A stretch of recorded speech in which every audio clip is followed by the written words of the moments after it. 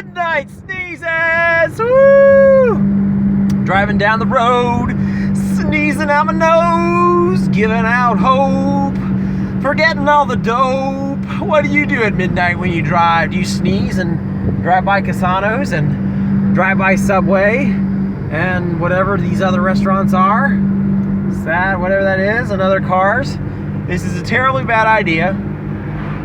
Sneezing and vlogging and driving at midnight when you're tired and you've done 75 pull-ups throughout the day.